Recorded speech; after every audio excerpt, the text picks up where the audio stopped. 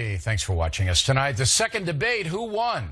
That is the subject of this evening's Talking Points memo. There was high drama last night because Donald Trump was on the ropes. The vulgar tape and the wall-to-wall reporting of it had the Republican candidate in a very bad place. But Trump somehow, against all odds, won the debate. He won because Secretary Clinton could not knock him out. And after the first 30 minutes, Trump went on offense, regaining at least some momentum. Here's how it went down. The debate opened with no handshake. Then, Secretary Clinton fired the first round.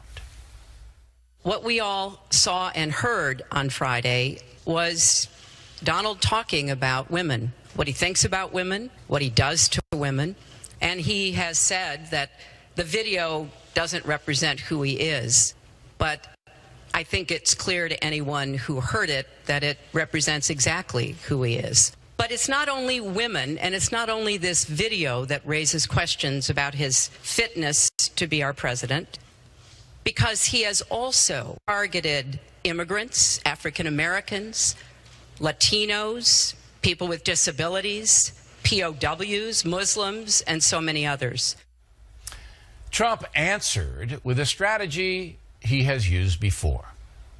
Bill Clinton was abusive to women. Hillary Clinton attacked those same women and attacked them viciously. 4 of them are here tonight. One of the women, who is a wonderful woman, at 12 years old, was raped at 12.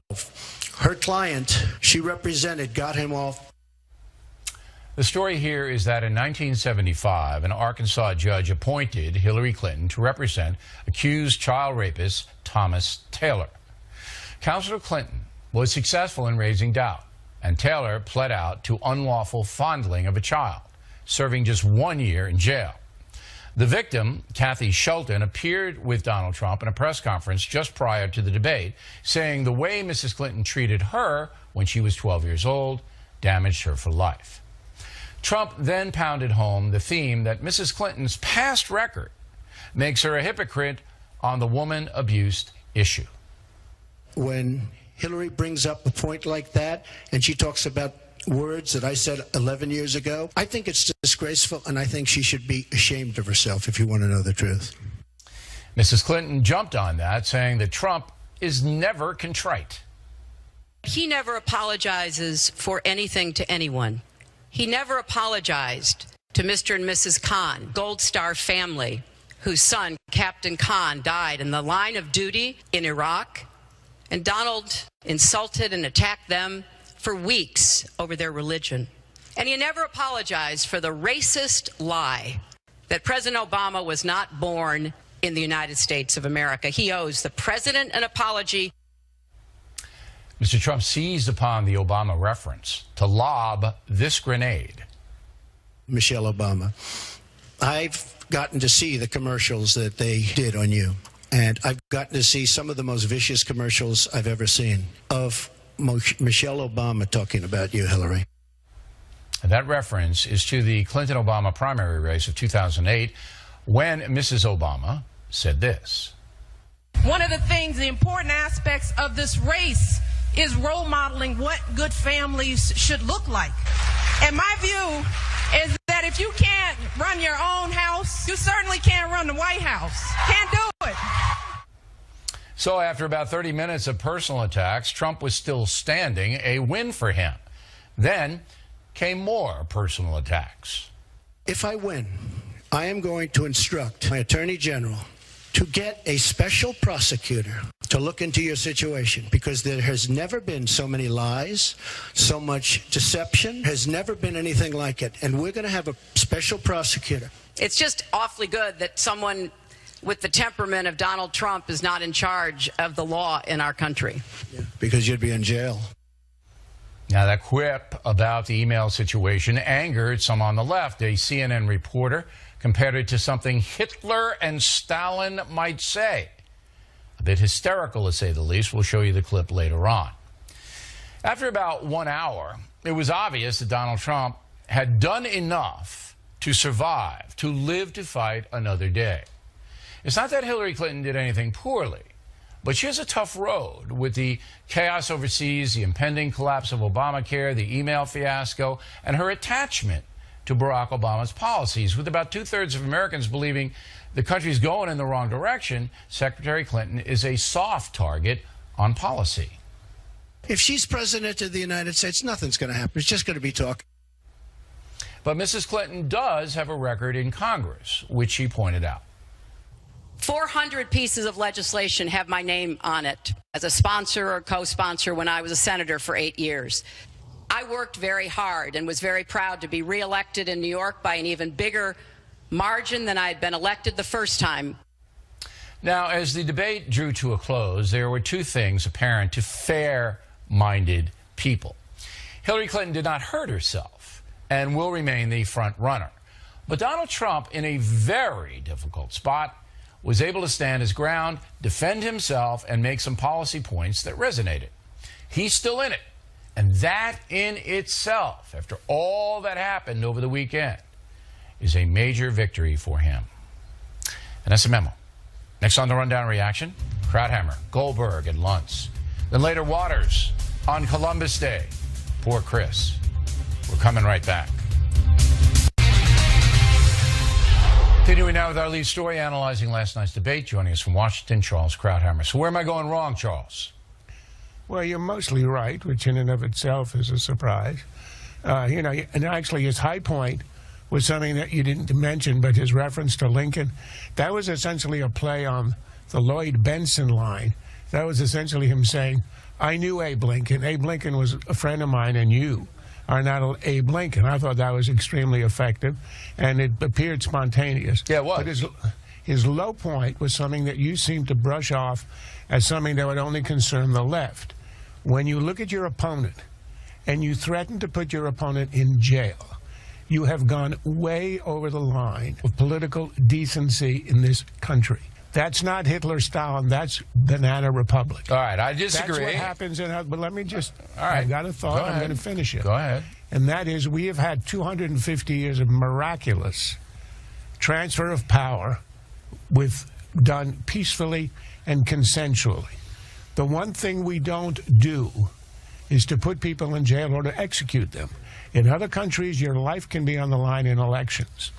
And we had a long history where you don't even talk about that.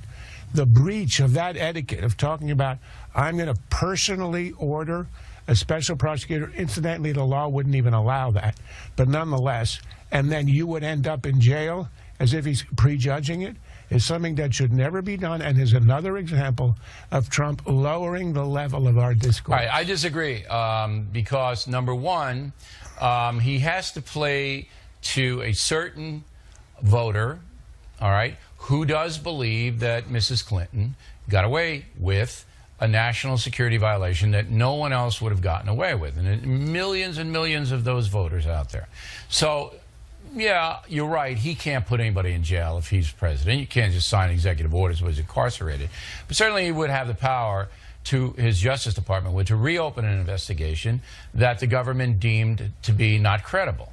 He does have the power to do that. And I wasn't offended by that so much in the sense that I knew it was a quip off the top of his head, which, you know, and I think it helped him. I really believe that helped him. But you always defend Trump by saying, he said X, it perhaps was not the right thing to do. Maybe it was constitutional. Oh, you didn't believe he literally was going to put him in jail, do you? But he was appealing, and it works for him. Works for him is different from saying it's the right thing to do. Sure. The low point of the convention was the crowd saying, lock her up. Okay. That's not we what want civility, and we on this program, as you well know, have stayed out of the swamp. But you can't tell me that you thought that Donald Trump was saying, if I'm elected, I'm going to incarcerate this woman like I would do in an inquisition. He was making a point that there would be a special prosecutor. The email thing would be reopened because, again, many, many millions of Americans feel that this was the fix was in, that another president, Barack Obama, made sure that it wasn't, an honest investigation did not take place. So I hope we have a tradition in this country of honest investigations, and that's how I took it. Look, one of the presidents that we retroactively revere is Gerald Ford, in a situation with Nixon, who was clearly guilty. But he understood it would heal the country, and that in America, you don't put ex-presidents in jail. It cost him the presidency, which makes it a profile in courage. But here, we could all agree there was obviously way overstepping the line. He would have been impeached and all that, and he probably would have been convicted. But there's a difference. It's understood in this country that you don't put political losers in jail. It's a difference. It's more than political losers. In the Watergate situation, the system worked. All right? The investigation led to wrongdoing on the part of Richard Milhouse Nixon. All right? Now, what Ford did, and I support that as a historian, you're absolutely right. He said, it doesn't get us any further as a nation to punish this man. So I'm going to pardon him. But this is different because this investigation, and there's a lot of evidence that point to this, was a fraud. It was a fraud because of politics. So if Trump's going to go in and say, I want an honest investigation, if I'm elected, I'm going to see it happens, I don't think that's a cheap shot thing. It's worse than a cheap shot thing. And you're probably right that it works with his base.